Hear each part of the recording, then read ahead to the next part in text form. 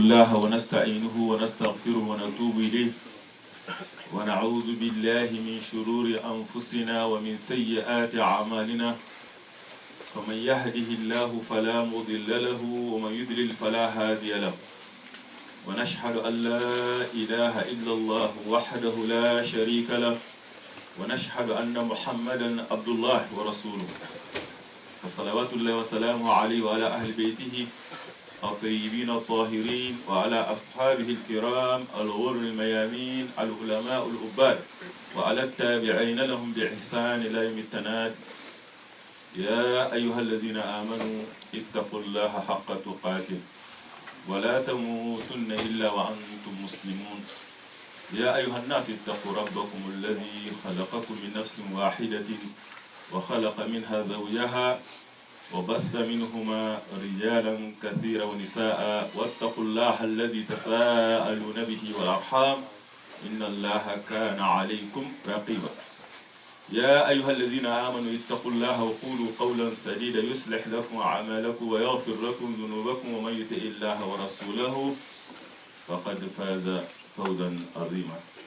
أما بعد، أيها الأحباء في الله، أيها الإخوة في الإسلام، طبتم وطابت ممشاكم وتبوأت من الجنة منزلة وجمعني الله إياكم عند مستقر رحمته في جنات النعيم مع الحبيب والقدوة محمد المصطفى عليه أفضل الصلاة والسلام. جعلنا الله نحشر في زمرته وننال شفاعته ونشرب من حوضه الشريف شربة لا نزمع بعدها أبدا. أما بعد، يقول الله من قائل في محكم كتابه العزيز: وإن تعدوا نعمة الله لا تحصوها إن الإنسان لظلوم كفار. Dès le très haut, alhamdulillah, dans le Coran il dit: si vous comptiez les bienfaits d'Allah, vous ne sauriez les dénombrer. Les bienfaits d'Allah envers nous, ils sont innombrables. Il est impossible pour l'être humain de les recenser pour qu'ils en prennent conscience dans toute leur réalité. Et cela en raison de leur nombre bien sûr, mais aussi de leur qualité et de leur diversité. Et le bienfait le plus grand que Dieu accorde à son serviteur, c'est la foi à Allah et à ce qu'il a révélé, et la sagesse de se comporter conformément aux ordres d'Allah. اليوم أكملت لكم دينكم وأتممت عليكم نعمتي ورضيت لكم الإسلام دينا. Aujourd'hui, j'ai parachevé sur vous mon bienfait. Donc c'est très important que le bienfait d'Allah, le plus grand pour nous, envers nous, c'est la religion, c'est la foi. C'est la foi, car dans un hadith du prophète sallallahu alayhi wa sallam, il dit: قلوب بني آدم بين أصبعين من أصابع الرحمن يقلبها كيف يشاء. C'est Dieu qui guide. Quand il guide, personne ne peut t'égarer. Quand il t'égare, personne ne peut te guider. Donc si tu te vois, tu as la foi, tu dois être reconnaissant envers Allah, car il t'a doté, il t'a donné un grand bienfait, un bienfait immense. Et ça c'est très important. يؤتي الحكمة من يشاء ومن يؤتى الحكمة فقد أوتي خيرا كثيرا وما يذكر إلا أولو الألباب. Il donne la sagesse à qui il veut. Quiconque la sagesse lui est donnée, on lui a donné vraiment un bienfait immense. Un bienfait immense. Et aussi, l'un des bienfaits d'Allah, c'est la sécurité, la sûreté. Et ça, c'est très important. D'ailleurs, c'est ce qu'Abraham a imploré Allah. إذ قال إبراهيم ربي اجعل هذا بلدا آمنا وارزق أهله من الثمرات من آمن منهم بالله واليوم الآخر. Il dit: Seigneur, fais de cette cité un lieu de sécurité. Donc, un lieu de sécurité. Et accorde-les des fruits. La première chose qu'il a imploré, c'est la sécurité. Dieu le très haut nous parle de ça. Il dit: وَإِذْ جَعَلْنَا الْبَيْتَ مَثَابَةً لِلنَّاسِ وَأَمْنًا. Quand nous avons fait de cette maison sacrée un lieu de visite et un asile. Le bienfait d'Allah sur nous, c'est la sécurité. Et aussi la santé. La santé. Dans un hadith, le professeur Allah s'est dit: نعمتان موضوع فيهما كثير من الناس الصحة والفراغ. Il dit: il y a deux bienfaits, beaucoup de gens négligent. beaucoup de gens négligent. C'est la santé et le temps libre. Le temps libre. Si la personne se trouve en bonne santé, il n'est pas emprisonné, il doit vraiment remercier Allah. Car on peut avoir tout, mais quand on est malade, on ne peut pas le savourer. Et vient alors la subsistance. Le prophète sallallahu alayhi wa sallam nous a résumé tous ces bienfaits dans un hadith. Il dit Man asbaha minkum aminan fi sirbihi mu'afan fi badanihi wa indahu qutu yawmihi faka'annama huyizat lahu ad-dunya bihazafiriha. Il dit quiconque parmi vous se réveille en toute sécurité parmi les siens, ne souffrant d'aucun mot de son corps, et la subsistance de sa journée, c'est comme si on avait amassé pour cette personne toute la richesse de ce bas monde. Hier, je parlais déjà à l'un de nos frères dans cette mosquée qui nous parle de sa famille qui se trouve dans une zone de guerre. Il nous a parlé de situations vraiment insoutenables. S'ajoute à cela aussi la maladie dont sa sœur souffrait. Ça lui a fallu vraiment débourser une somme colossale pour venir en aide à sa famille. Nous prions Allah qui le délivre de cette situation et qui lui accorde aussi la santé. Donc, quand tu te vois en santé, tu te vois en sécurité, en toute sécurité, tu as la subsistance de ta journée, tu dois être reconnaissant envers Allah. Ce n'est pas tout le monde qui a ça. Ce matin, d'autres m'appellent que sa maman est décédée. Nous prions pour elle aussi et pour tous nos morts. D'autres t'appellent pour un problème avec sa famille, d'autres pour son enfant. Et le plus grand bienfait, ou dans le cas dans lequel on peut savourer de tous ces bienfaits, c'est le temps. L'âge que Dieu t'a accordé, le temps qu'il t'a accordé sur ce bas monde. Dieu le Très Haut, il dit dans le Coran, il dit Tabaraka alladhi ja'ala fi as-sama'i buruja wa ja'ala fiha sirajan wa qamaran munira wa huwa alladhi ja'ala al-layla wan-nahara khilfatan liman arada an yadhakkara aw arada shukura. Celui béni soit celui qui a placé des constellations dans le ciel.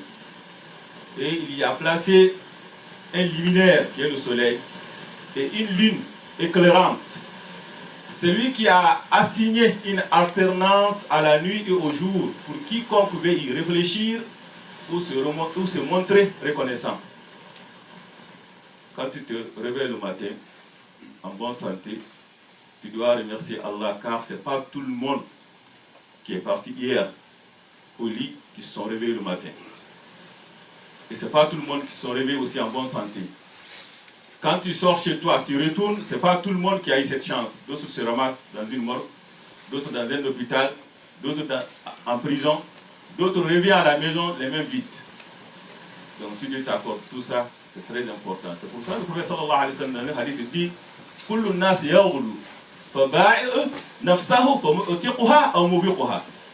Et puis chaque personne, le grand matin, fait commerce de sa vie. Tout acte, tout œuvre, tout comportement que tu entreprends dans ta vie, ce n'est pas banal. Soit c'est pour toi ou contre toi. Et puis chaque matin que la personne quitte chez lui, il fait commerce de sa vie en la libérant complètement, sauvant du fait de l'enfer ou en le faisant périr. Et cela, est-ce que se conformer selon l'ordre d'Allah, les ordres d'Allah où il a suivi Satan. Donc le temps est un bienfait que Dieu nous a accordé. C'est d'ailleurs ce que Dieu reproche aux habitants de l'enfer. وهم يسترخون فيها ربنا أخرجنا نعمل صالحا غير الذي كنا نعمل أو لم نؤمركم ما يتذكر فيها من تذكر وجاءكم النذير فذوقوا فما للظالمين من نصير. Dans ces versets coraniques, les habitants du feu de l'enfer, ils hurleront Seigneur, fais-nous sortir. Nous ferons du bien, contrairement à ce que nous faisions avant. Qu'est-ce qu'on leur répondra? Nous vous avons-nous pas donné une vie assez longue pour que celui qui réfléchit, réfléchisse. Pour que celui qui réfléchit, réfléchisse. C'est pour cela dans un hadith du prophète sallallahu alayhi wa sallam, il dit A'adar Allahu ila imra'in akhara ajalahu ila sittina sana. Il dit que Dieu n'a laissé aucune excuse pour un sexagénaire, celui qui a atteint 60 ans, de l'avoir permis, celui que Dieu lui a permis d'atteindre cet âge-là, il lui a laissé aucune excuse. Aucune excuse. Aujourd'hui, tu vois une personne 30 ans, 40 ans, 50 ans, 60 ans, tu vois comme jeune. À leur époque, 40 ans déjà, c'est fini. La personne commence à se préparer. Vraiment, tu as pris ta part de cette vie. Prépare-toi alors pour l'au-delà. Il dit, quiconque atteint 60 ans, Dieu lui a laissé aucune excuse. Aucune excuse. Pourquoi? Le temps, c'est un champ pour le rappel. Il implique que la personne prend conscience et qu'il œuvre avec lucidité. C'est ça le temps que Dieu nous accorde. Dieu nous accorde ce temps-là, enfin. Car dans tout ce que nous voyons, tout ce qui se produit dans notre vie, il y a un bienfait d'Allah. Pour nous servir de quoi? De leçon, afin d'adorer Allah comme il faut. Y compris quand on parle de temps, on parle de 4 saisons. Ces 4 saisons aussi, Dieu l'a fait ainsi afin qu'il nous implique, qu'il nous rappelle à la conscience notre vie réelle. Notre vie réelle. Tout est autour de nous rappeler notre réalité, notre devenir, comment nous finissons. C'est pour cela que Dieu est très beau dit, et il a mot, أنما الحياة الدنيا لعب ولهو وزينة وتفاخر بينكم وتكاثر في الأموال والأولاد كمثل غيث أعجب الكفار نباته ثم يهيج فتراه مصفرا ثم يكون حطاما وفي الآخرة عذاب شديد ومغفرة وفي الآخرة عذاب شديد ومغفرة. Dans ce verset coranique, Dieu le très beau dit, sachez que la vie présente n'est que jeu, amusement, vaine parure. Il est pareil à cela, à une pluie, la végétation qui émerveille les gens. Puis tu le vois jaunir, il devient des débris. Il devient des débris. Il nous parle de 4 saisons. Printemps, on voit la floraison des plantes qui poussent. C'est comme notre naissance et notre enfance. Bien alors l'été, la jeunesse, tout est là. L'automne viendra bien sûr, où on verra les feuilles. L'arbre est en train de perdre ses feuilles. Et l'hiver vient, tu trouveras que tout est dépouillé. C'est dépouillé de ses feuilles. C'est ainsi notre vie. C'est pour cela dans le Surat Hajj, il est très beau dit, Ya ayyuhan nas, in kuntum fi raybi min al-ba'th, fa inna khalaqnakum min turabin, thumma min nutfatin, thumma min alaqatin, thumma min mudghatin mukhallaqatin wa ghayri mukhallaqa linubayyina lakum. Wa nuqirru fil arham ma nasha ila ajalin musamma, thumma nukhrijukum tifla, thumma litablughu ashuddakum. ومنكم من يتوفى ومنكم من يرد إلى أرذل الأمور لكي لا يعلم من بعد علم شيئا وترى الأرض حامدة فإذا أنزلنا عليها الماء اهتزت وربت وأنبتت من كل زوج بهيج ذلك بأن الله هو الحق وأنه يحيي الموتى وأنه على كل شيء قدير وأن الساعة آتية لا ريب فيها وأنه يبعث من في القبور. Dans ce verset coranique, quand les saisons que nous voyons, la situation qui se produit autour de nous, c'est de nous rappeler de notre réalité. Il dit, si vous doutez de la résurrection, c'est nous qui vous avons créé des terres, puis d'une goutte d'eau, puis d'une adhérence, d'un embryon, afin de vous montrer notre omnipotente. Et nous placerons dans les matrices ce que nous voulons jusqu'à un terme fixé. Il y en a parmi vous qui meurent jeunes, il y a d'autres qui atteignent l'âge le plus vite, si bien qu'ils ne savent rien de ce qu'ils connaissaient avant. C'est ainsi, quand la pluie vient, tu vois la végétation qui pousse, la terre est desséchée et la végétation pousse et puis il devient des débris. C'est ainsi la vie. C'est ainsi la vie. Le printemps vient, après c'est l'été, l'automne vient et l'hiver vient. Dans notre cas, notre génération, la première génération qui est venue dans ce pays, ils ont fait leur printemps, ils ont fait leur été. Je pense que l'automne est venu. Car avant 20 ans ou 30 ans, c'était difficile de voir des vieux. Tu ne verras que des jeunes. Difficile même de voir des femmes. Et l'été est venu, les femmes, on l'a amené les femmes. La naissance est là. C'est le baptême partout. Et l'automne est venu. Tu vois maintenant, comme c'est chez nous, on a des vieux, on a des vieilles.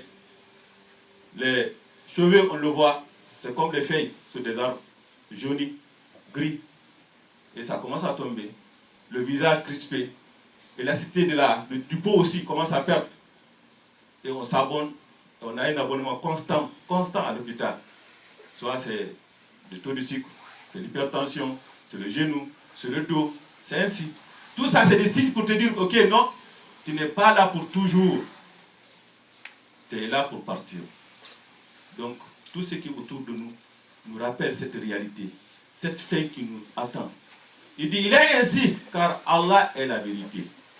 Et que c'est lui qui rend la vie aux morts. C'est lui qui est omnipotent. Et que l'heure viendra sans faute. Il n'y a pas de doute à ce sujet. Et que Allah ressuscitera ceux qui sont dans les tombeaux.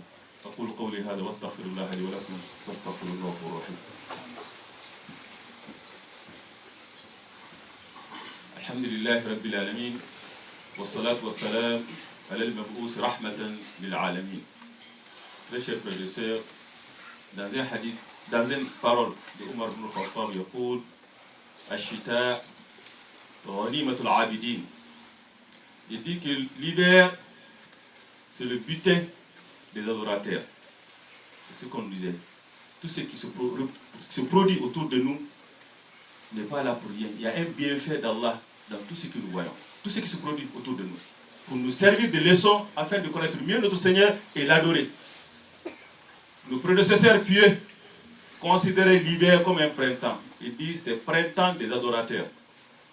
C'est un butin froid pour les adorateurs. Ibn Mas'ud, il a expliqué, il dit Marhaban bishita, tatanazzal fihi al-baraka, layluhu tawil lil-qiyam, wa naharuhu qasir lis-siyam. Il dit que bienvenue à l'hiver. Quand l'hiver vient, ce n'est pas des gens qui s'alarment à l'arrivée de l'hiver. Non, ils sont contents. Pourquoi? Ils sont à la pensée qu'ils doivent retourner à leur Seigneur. Donc il faut se servir de cette situation. Il n'y a pas une saison plus propice à l'adoration plus que l'hiver. Pourquoi? C'est parce que la nuit est très longue. La nuit est très longue pour accomplir une adoration qui est la meilleure des adorations. Afdalus salat, ba'da salatil mafrouda, qiyamul layl. La prière nocturne, elle est la meilleure prière sérogatoire qu'on peut accomplir pour Allah. Et l'été, on sait pendant la nuit, des fois c'est 3 heures, c'est 4 heures ou 5 heures. Combien de temps tu vas dormir? Combien de temps tu vas prier? Non, on n'a pas assez de temps. Mais l'hiver, on a plus de 13 heures, 15 heures et plus. La personne alors a la chance de prendre un temps de dormir, un temps pour sa famille et aussi un petit temps, que ce soit 1 heure ou 2 heures pour accomplir la prière nocturne. Donc l'hiver, quand ça arrive, nos prédécesseurs ils sont contents. Pourquoi? Parce que ça les permet d'accomplir les prières pendant la nuit. C'est pour ça qu'il dit il dit que la bénédiction d'Allah descend pendant l'hiver. Pendant l'hiver. Donc c'est très important de ne pas oublier que cette saison dans laquelle nous vivons, c'est une chance que Dieu nous a accordée. Cette chance, il faut en profiter, tirer profit de cette situation et accomplir les prières nocturnes. Car c'est la meilleure prière. Quand on voit sur notre Muzammil, Ya ayyuhal muzammil qum al-layla illa qalila, nisfahu aw inqus minhu qalila, aw zid alayhi wa rattil al-Qur'ana tartila. Inna sanulqi alayka qawlan thaqila. Inna nashi'ata al-layl hiya ashaddu wat'an wa aqwa qila. La prière de la nuit est plus efficace et plus propice pour la récitation. La meilleure lecture, la meilleure invocation, c'est au Coran. Il n'y a pas une meilleure façon de réciter le Coran plus que dans la prière. Il n'y a pas un meilleur moment de le faire, que la nuit. Donc l'hiver t'accorde cette chance. Il nous accorde d'autres chances aussi, je dirais, surtout dans ce pays. Alhamdulillah, dis aux croyants de baisser leurs regards. Alhamdulillah, pendant l'hiver, c'est par la force. c'est par la force, alhamdulillah, tu peux marcher, alhamdulillah, tu es tranquille, et que vraiment tu ne récoltes pas des péchés. Une autre chance aussi à l'hiver que Dieu nous accorde, l'été, les enfants sont dehors, tout le monde ailleurs. Mais pendant la nuit, on rentre tôt à la maison, donc c'est une chance aussi de mettre ça au profit pour la réunion des familles, de se rapprocher de sa famille, de discuter des choses. Donc, le croyant, al-hikmah, dalatul mu'min. Le croyant, il tire profit de toutes les situations, car tout ce qui se produit de nous, au fil en tout ce qu'on va faire Dieu l'a fait ainsi pour nous aider à accomplir ce devoir-là, cette mission qui est très importante dans notre vie, qui est وما خلقت الجن والإنس إلا ليعبدون أقول قولي هذا واستغفر الله لي ولكم فاستغفروه غفورا رحيم اللهم اهدنا فيما هديت وعافنا فيما عافيت وتولنا فيمن توليت وبارك لنا فيما أعطيت واصرف عنا السوء ما قضيت اللهم إنك تقضي ولا يقضى عليك اللهم لا يذل ما حديت ولا يعز ما عاديت بيدك الخير كله يا رب الرحمن الرحيم اللهم أقسم لنا من خشيتك ما تحول بها بيننا وبين معاصيك ومن طاعتك ما تبلغنا به جنتك ومن اليقين ما تحول به علينا مصائب الدنيا ومتئنا بأسمائنا وأزواجنا وذريتنا أبدا ما أبقيتنا واجعل الوارث منا واجعل ثارنا على من ظلمنا وانصرنا على ما عادانا يا رب الرحمن الرحيم اللهم إنا نعوذ بك من سوء المنقلب في الأهل والمال والنفس اللهم إنا نعوذ بك من زوال نعمتك ومن تحول آفيتك ومن فجاءة نقمتك ومن جميع سخطك يا رب الرحمن الرحيم. Nous sollicitons vraiment votre générosité. Il y a des rénovations à faire en vous. Donc ça demande vraiment d'argent. Donc nous vous demandons vraiment d'être généreux.